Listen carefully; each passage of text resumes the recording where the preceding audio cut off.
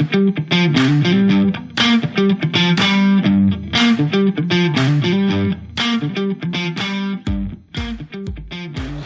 did you get into tattooing? No, when I was a kid, I guess I was 15, 16, I wanted to get a tattoo. And Legs knit. Sailor Joe Simmons was the only tattoo artist in town. Oh, you know Sailor Joe? I met him once. Yeah. Oh, wow. Sort of. He used to spend summers here and winters in Florida. That's right, yeah. When he died, I think he had $30,000 or $40,000 in different bank accounts. But $30,000 or $40,000 then was like $100,000 today. Mm-hmm. You know. And they used to paint their windows black, so you can't see in. Mm-hmm. If you want to see anything, you got to go in. That was their way of getting you in. Because you know it, and I know it. We could sell snowballs to Eskimos, tattoo artists, and just, we sort of talk people into things that they're not really sure they want, you know? I mean, that's part of it. I don't bullshit a lot, but it's like I used to tell people. I don't bullshit. Guess what? That was bullshit. This is like the ring that Poncho Pete used to have, doesn't it? What year would that have been when the first time you remember going in Grandma and made seeing Sailor Joe Simmons? And Oh, I don't know. I was, like I said, I was about 15, Yeah. 16. She gave me that one when I was 18. Okay. And I went down to his shop, Still and wearing it. Oh, I'm looking in the doorway like this, So you bury me know, with it. and I'm trying to see, because it's dark in there, okay? I don't know how anybody can see in there, but I'm looking in. You can't, there's no light going through the window because it's painted black. And I'm nervous as hell. Now, I had no idea what I wanted to get anyway, but I wanted a tattoo. What do you take? So Just a little bit of milk, please. I'm sort of looking in the window, like the doorway, and I'm trying to see in.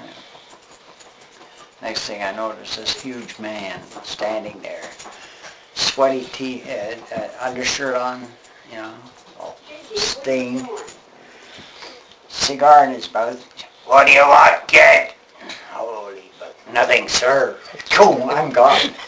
Scared the shit right out of me. You know? And that was Sailor Joe? Yeah, Yeah. Sailor Joe.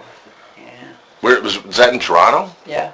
Okay. Yeah, because he used to come to Toronto, like I said, every spring, and he'd set up a shop somewhere. Mm-hmm. And if you were lucky, you could find out where he was. Mm-hmm. Yeah. Would you say he was one of the first people that set up shop in Toronto? Oh, pretty much, yeah. Yeah. Mm-hmm. And then there's a Chinaman. He was Dundas. And his cousin, Sam Longbow. 2 Chinamen. Yeah, one was down on Queen near Coxwell. Mm-hmm. And he used to be a porter on the train. Mm-hmm. So when he was home, because he didn't like to spend time with his wife, he went to where he had a shop on Queen Street, Mm-hmm. and he spent all his time in the shop. And when he wasn't in the shop, he was on the train. So, but I don't know. I guess I must have covered up a ton of the Chinaman's work. But then again, who didn't? I mean, where do you see a horse with a leg coming out the middle of his chest? That was one of his famous ones. Yeah. First tattoo I got was from the guy that showed me how to tattoo. I bought it, and he'd come up from the States with his wife. His wife used to be my cousin's wife. I bought he was going to go to the hotel and sell his equipment. Okay. Because they needed money. And I said, well, I've always thought I'd like to do that. You know, I'll buy the equipment, but I don't know anything about tattooing. I don't know how to do it. Don't know anything about the machines or anything else. So it's, oh, okay. You buy the equipment, I'll show you how. Mm-hmm. So he showed me how to make needle bars and mix color, shit like that. And he used to have a box full of parts.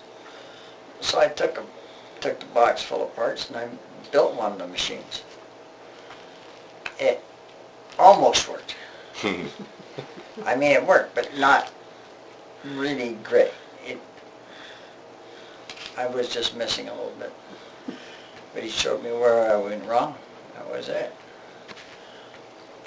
Couldn't show me how to draw, because obviously I think you saw my drawings. Mm-hmm. Yeah. That's one thing I knew how to do, but I didn't know how to use a tattoo machine.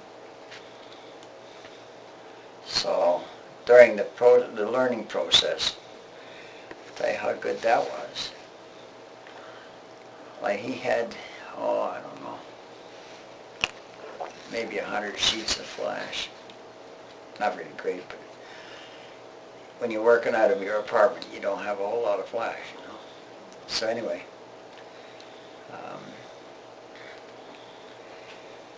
after he showed me how to build the machines and that,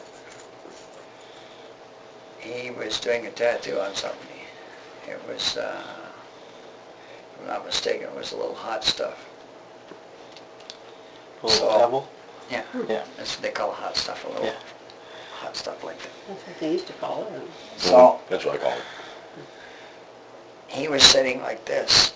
The customer was sitting there, and I'm sitting at the end of the table. And I'm watching, you know, I'm really intent. I'm watching everything he does, you know. He moved, and I watched whatever he was doing. I mean, I really wanted to learn. Mm-hmm. So he gets the outline done, and he starts with the color. He says, come over here. So I got up, and we changed seats. I thought he was going to finish what he was doing. He said, hang on to that. So he hands me the tattoo machine. I'm sitting, looking at the tattoo, and I've got the tattoo machine in my hand. He says, finish it. That was my introduction. How'd you feel at that point? Were you shitting I bricks? was or- shitting bricks. Yes, I was. The name Beachcomber Bill, how did you get that name? She calls me KC, right? My name is Ken. When I was tattooing, I used my middle name, Bill. Okay. My middle name's William. And I was tattooing, and this guy comes in, and he says, this is the Beachcombers, eh? Yeah. I'm busy at home. Yeah. Are you Bill? Yeah. Well, you must be Beachcomber Bill. I said, yeah, I guess.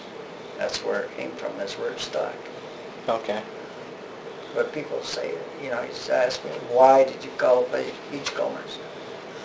Well, if you look in the dictionary, there's two meanings.